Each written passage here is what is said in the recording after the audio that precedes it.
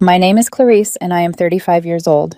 When the message came in from my dad, I read it 3 times just to make sure my brain wasn't trying to protect me by changing the words. You're not welcome at the wedding, and don't bring that kid around anymore. That kid, my daughter, his only grandchild. The phrasing was so deliberate, so cold, that it landed heavier than if he'd just said her name. It wasn't anger, it was dismissal. Like we were an inconvenience they'd finally decided to remove. I didn't respond right away. I shut my phone off and sat there in silence, letting the weight of it settle. There was something final about the way it was written, like they'd been waiting for an excuse to draw a hard line, and this was simply the moment they chose. This wasn't the first time my parents had made comments about my daughter being disruptive or different, but this was the first time they'd said it outright. Don't bring her around anymore, as if she was a problem to be managed, not a person to be loved. At that point, my daughter and I had been living with my uncle for 2 months. I'd sold my apartment, not because I was struggling, but because I was planning carefully. I wanted to buy a house, a place that belonged to us, where I didn't have to explain our existence or brace myself for judgment over breakfast. My parents hadn't offered to take us in after the sale. My mom had said she wasn't comfortable with that situation in her house, like my child carried chaos with her instead of crayons and questions. I used to make excuses for them. I told myself they were old-fashioned, that they just needed time, that they'd come around eventually.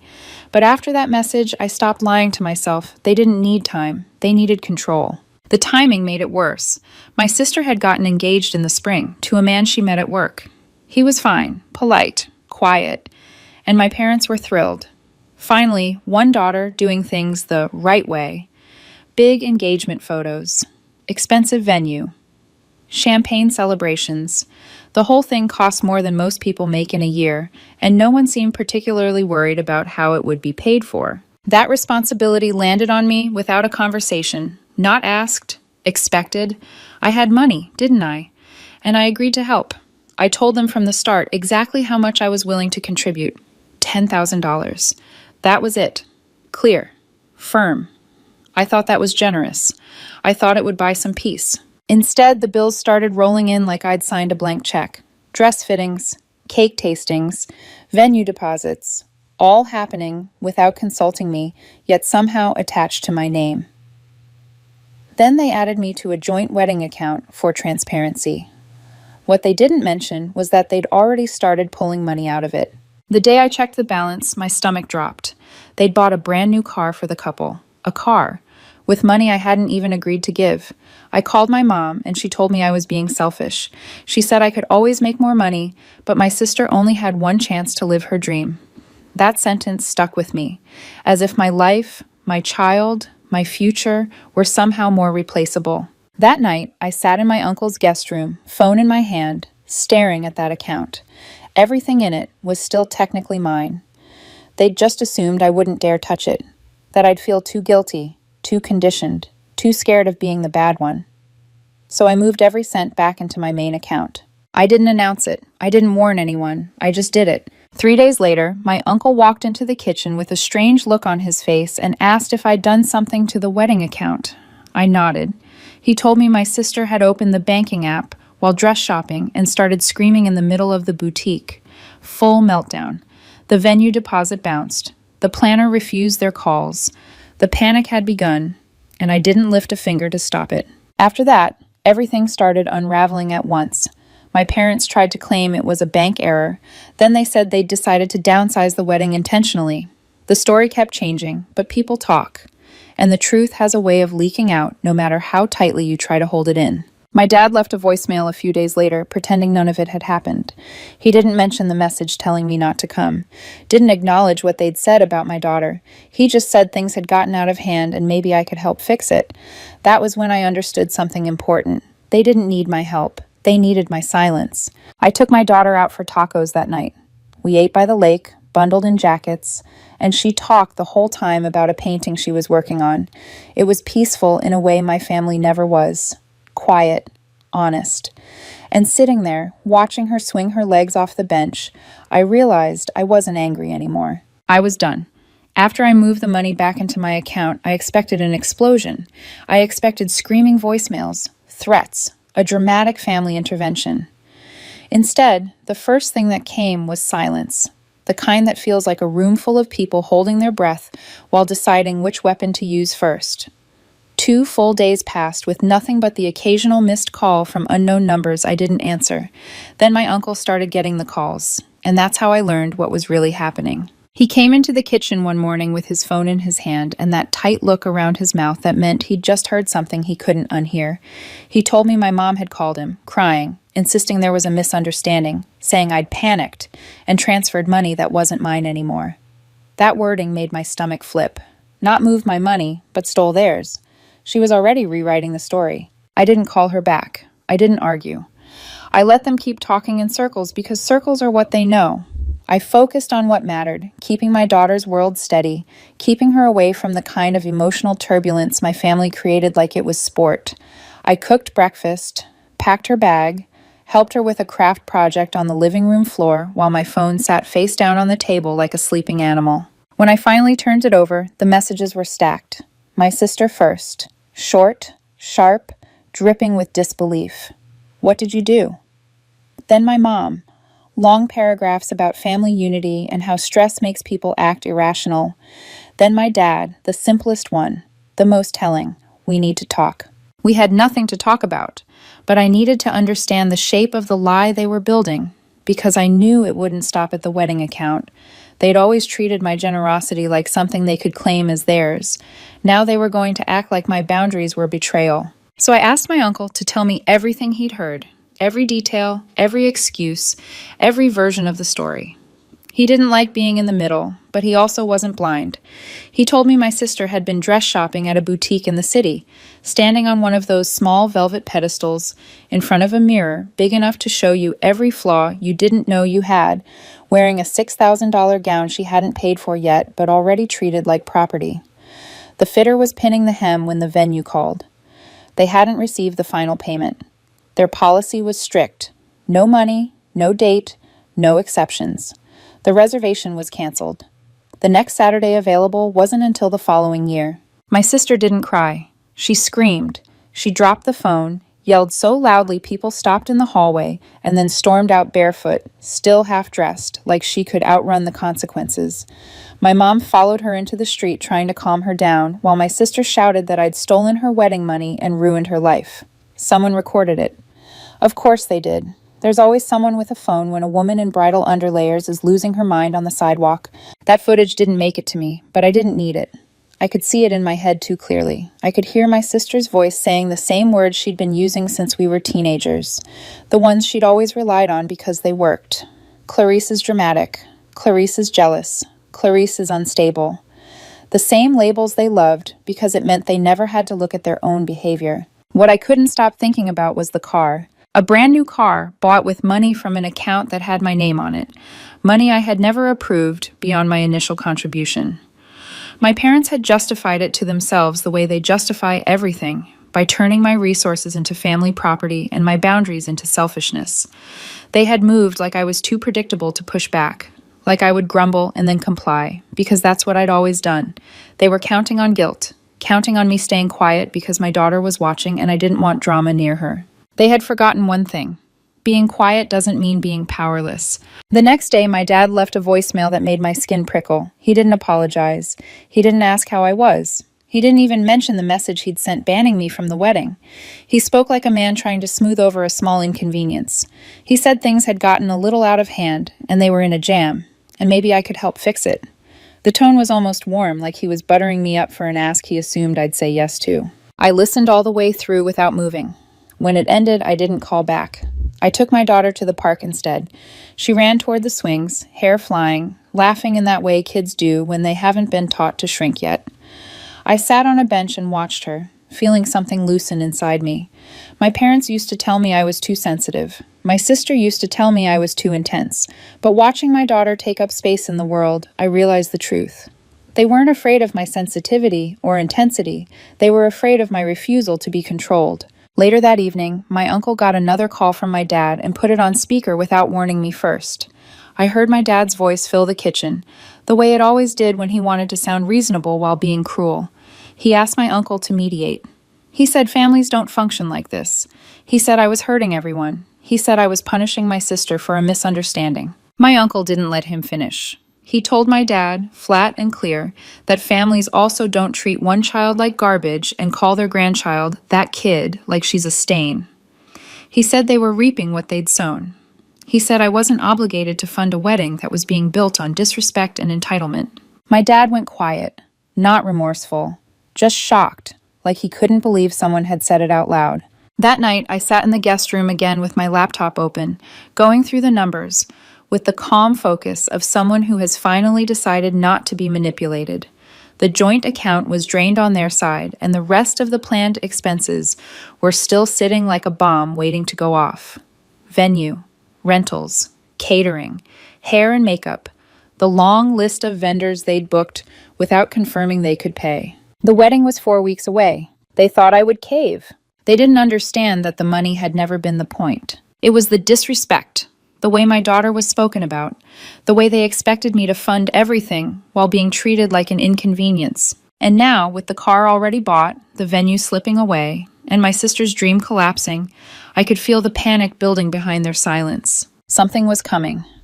By the second week after I moved the money, the silence turned frantic. Not toward me at first, toward everyone else. Extended family started calling my uncle, not to ask how I was doing, but to ask what was happening.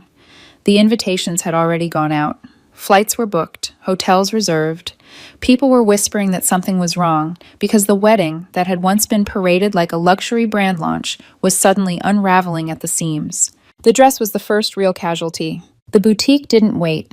They had a policy, and they enforced it without emotion.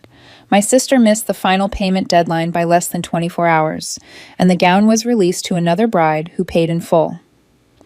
When my sister showed up the next day, convinced she could cry her way through it, the receptionist didn't budge. According to my uncle, my sister screamed so loudly in the parking lot that someone called security. My mom arrived with a smoothie and a pill, and together they framed it as an attack, not a consequence. The venue followed. My dad tried everything. He called, he begged, he blamed me. At one point, he even suggested I'd hacked the account, but the coordinator had receipts, timestamps, emails, and zero interest in drama. The estate was rebooked within 48 hours. Someone else's dream wedding replaced theirs on the same date, under the same chandelier my sister had taken photos under weeks earlier. After that, it became an avalanche. The DJ wasn't paid. The cake designer blocked them. The wedding planner stopped answering calls and then posted a story about learning to vet clients better before going private. It was quiet humiliation, the worst kind, because there was no one to yell at. My parents tried to control the narrative. First, it was a bank error. Then it was a deliberate choice to downsize. Then it was a spiritual shift toward intimacy. They posted a filtered photo of a candle with a caption about new beginnings. No one believed it. People noticed. People always do. Cousins asked why the wedding had moved from a lakeside estate to a banquet hall next to a strip mall. Someone commented on social media, "Hope they didn't use Clarice's money for that new car." The comment wasn't deleted. It just sat there, unanswered, like an accusation no one wanted to confirm. The final invitations went out a week later. They weren't really invitations. They were cheap printouts, generic font, no return address, no elegance, no warmth. A vague message about a private family celebration at a venue no one had heard of. My uncle got one. My cousin Amber got one. Even my dad's old boss got one. I didn't. Neither did my daughter. That wasn't an oversight. It was deliberate. A final attempt to erase us while blaming us for everything that went wrong. It didn't hurt. It clarified. They needed a villain, someone to explain why the fantasy collapsed. And I made it easy by refusing to participate. Then came the twist I didn't expect. 2 days later, my uncle told me my sister's fiancé's parents wanted to talk.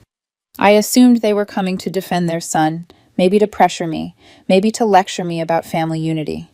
Instead, they showed up with a manila envelope and an expression that said they wished they'd never been pulled into this mess. They didn't make small talk. They said everything they knew about the situation came from my parents and my sister. They were told I pulled out of the wedding out of spite, that I was unstable, jealous, trying to sabotage things. But the truth had started to surface, and it didn't line up with the story they'd been fed. The groom had found out about the wedding account, about the money, about the car, about how much I'd actually contributed, my sister had never told him. She'd framed it as emotional unreliability, said it was better if I wasn't involved. When he confronted her, she admitted it. She said she wanted the wedding to be about her, that if I was around, it would become about Clarice and her baggage. Her baggage. My daughter. The words landed like ice. The fiancé's parents slid the envelope across the table. Inside was a cashier's check for $5,000. They said they knew it wasn't enough. They weren't trying to erase what happened. They just didn't want their son's marriage to begin with a lie hanging over it. I didn't touch the check. I asked one question. Does your son still want to marry her? They exchanged a look. Then the mother said quietly, "We're not sure." That night, I sat on the floor with my daughter while she worked on a craft project, glue on her fingers, humming to herself. She asked if the new house would have a garden. I told her yes. And in that moment, I knew I wasn't looking back. The wedding happened that Saturday. I didn't go. I didn't watch videos. I didn't ask for updates. They came anyway.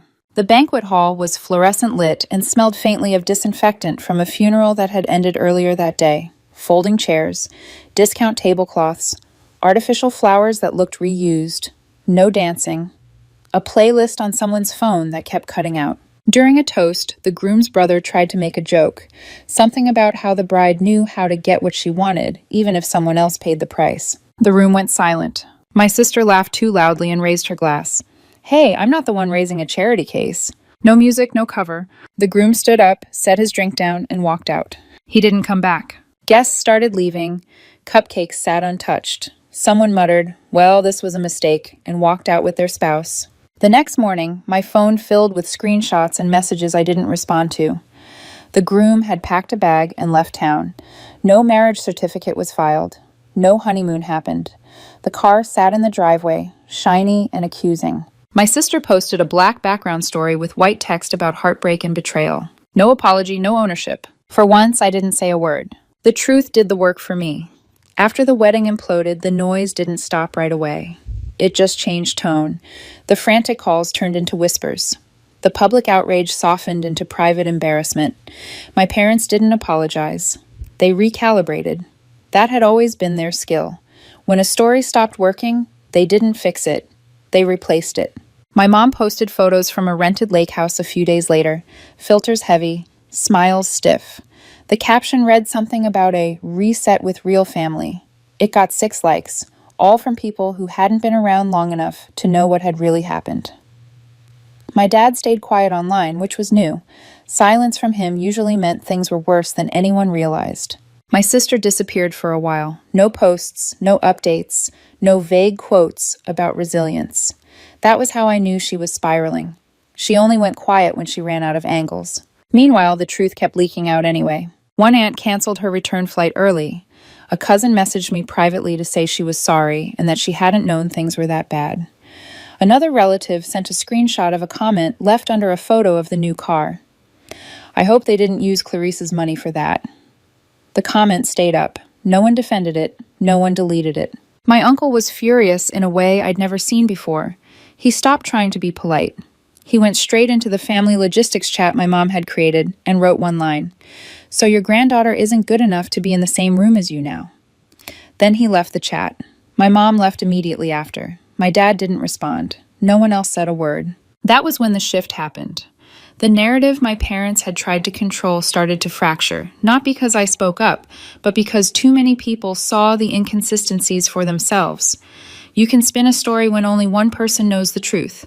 You can't spin it when the evidence is parked in your driveway and the groom walks out of his own reception. 2 days later, my sister's former in-laws came back, this time without the envelope. They didn't ask for anything. They didn't offer comfort.